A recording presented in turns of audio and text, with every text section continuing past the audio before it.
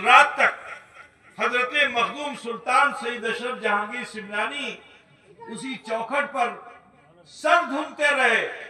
लोगों ने कहा अंदर चलिए, कहा ना, मुर्शिद ने मुझे अंदर आने की इजाजत नहीं दी है, तो जब तक मुर्शिद मुझे इजाजत देगा नहीं मैं दाखिल नहीं होऊंगा।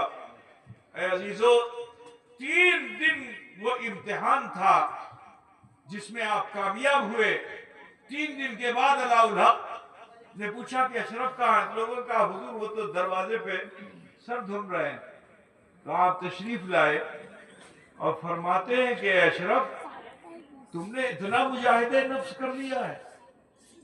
अरे तुम्हारी जगह कदमों में नहीं, तुम्हारी जगह सीने में है। उठाया और सीने से लगा लिया। फिर जानते हो हजरत मखदूम सुल्तान सईद अशरफ जहांगीर सिमनानी 12 साल तक अपने मुर्शिद के वहां रहे और वहां तालीम और तरबियत, मार्फत की तालीम, मुजाहिदे की तालीम वहां हासिल करते रहे। और आपके पीर का आलम क्या था मालूम है? सुनो, उनके बारे में भी बता दूं कि बचपन से आप भी विलायत के मर्तबे पे थे, कोई पीर आपका नहीं था। एक दिन एक ताजिर आया और हजरत की महफिल में बैठा हुआ था। तो हजरत ने उसकी तरफ तवज्जो फरमाई और इरशाद फरमाते हैं, भाई तुम किसी से मुरीद हो? अल्लाह क्या फरमाते हैं, तुम किसी से मुरीद हो? तो उसने खड़े होकर बड़े फख्र से कहा, हाँ हाँ, मैं तो गंजे निबात का मुरीद हूं, मैं तो गंजे शकर का मुरीद हूं। गंजे शकर के? तो हजरत मखदूम अलाउल हक पन्नवी ने फरमाया कि तेरा पीर गंजे शकर है, मैं गंजे निबात हूं। क्या हूं? अब निबात का मतलब तुम लोग नहीं समझते होंगे। चीनी की मिश्री बनती है ना, मिश्री है, किस चीज से बनती है? चीनी से बनती है ना। तो उसकी असल क्या है? मिश्री की असल क्या है? चीनी तो है ना। तो मखदूम अलाउल हक ने क्या कहा, मैं गंजे निबात हूं। तो वो मुरीद जो था बाबा फरीद गंजे शकर का, उसको बड़ी तकलीफ हुई। कहा मेरे पीर की शान में इन्होंने तौहीन कर डाला, मैं शिकायत करूंगा। वो महफिल से निकल गया नाराज होकर के और कहा मैं जाऊंगा पाकपटन लाहौर, बाबा फरीद से शिकायत करूंगा। लेकिन अभी वो रास्ते ही में था कि खबर लगी कि बाबा फरीद का इंतकाल हो गया।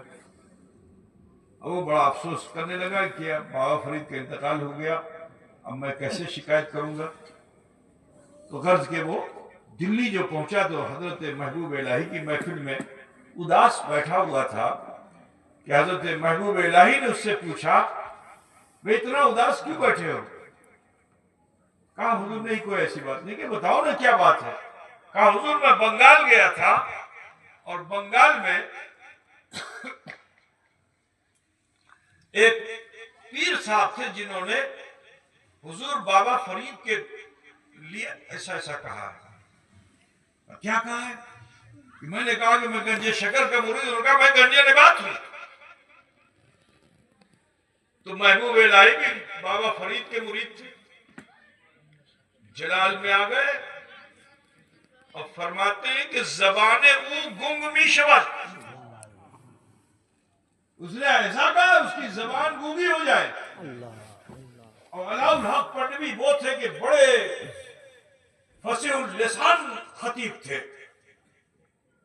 मजमे में लोग बैठे रहते सवाल ले लेकर के, पूछने की जरूरत नहीं होती थी। आप रोशन जमीर थे, दिल का हाल जान लेते थे कि ये आदमी कौन सा प्रश्न लेके आया। अपनी तकरीर में प्रश्न का जवाब दे देते, वो मुतमईन हो जाता।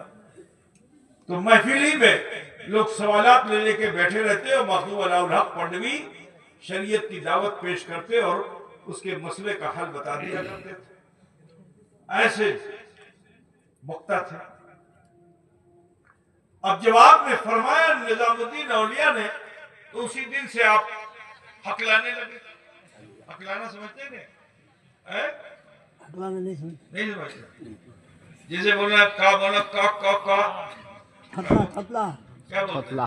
थपला अलग होता है। एक होता है ना कि बोलना चाहता है, हलक में अटका हुआ है, बड़ी मुश्किल से निकलता है। क्या क्या बोलते हैं तुम्हारे उसको? गोबा नहीं, गोबा नहीं है? समझ गए ना? अब उसको कहना का ऐसे बोलता है ना जी। हाँ बोलते चाहे बोलते पारे ना, बड़ी मुश्किल से शब्द निकलता है। तो अलाउल हक पढ़वी का ऐसा मामला हो गया। अजीजा ने गिरामी, तो आपको इतनी लज्जा आई, गौर से सुनो भाई, मुरीद हुए इसलिए बता रहा हूं, आपको इतनी लज्जा आई कि आप एक कोठरी में अपने को आपने बंद कर लिया, और यहां सैकड़ों लोग आते सवाल करने के लिए। तो अब किसी को कैसे मना करें? तो आपने एक उसूल बना दिया, सिस्टम। कहा कि बड़े से देग में पानी को खौला के रखो, और कोई साइल आवे तो सवाल करने के लिए, मिलने के लिए, तो उसको बोलो कि पीर साहब उसी से मिलेंगे जो खौलते हुए पानी से वजू करे। जो खोलते हुए पानी से वजू कर लेगा उसी से पीर साहब मिलेंगे। अब कौन खोलते हुए पानी से वजू करेगा? अपनी चमड़ी बिहाड़ेगा।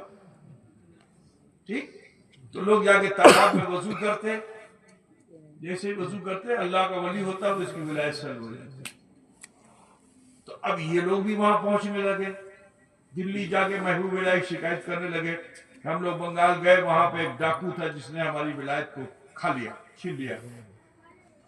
तो हजरत महबूब इलाही ने अपने तमाम मुरीदीन और खुलफा में ऐलान किया, कौन है कि जो उस बंगाल के शेर को पछाड़ दे। अब किसी में हिम्मत नहीं। तो हजरत अखी सिराज आईने हिंद, जिनका मजार पीराना पीर में है, ये भी बाबा फरीद के मुरीद, और बाबा फरीद ने महबूब इलाही को तरबियत में दिया था, इसीलिए आपको अखी आप कहते हैं। अखी का माना भाई होता है। तो कहा क्या भाई आप भी नहीं? तो हजरत अखी सिराज की वालिदा जो थी वो बंगाल में रहती थी यहाँ, तो आप बंगला भाषा भी जानते थे। तो आपने फरमाया कि हुजूर अगर आप आग के दरिया से गुजरने का हुक्म दे देंगे तो मैं आग के दरिया से गुजर जाऊंगा। तो फरमाया जाओ। अब जब यहां तशरीफ लाए तो उसूल यही था कि जो खोलते हुए पानी से वजू करेगा मुलाकात पीर साहब उसी से करेंगे। आपने फरमाया कि मैंने सफर बहुत लंबा किया है, मुझे वजू नहीं, मैं गुस्ल की हाजत रखता हूं, लिहाजा पूरा देग उठा करके उसी खोलते हुए पानी से गुस्ल कर लिया।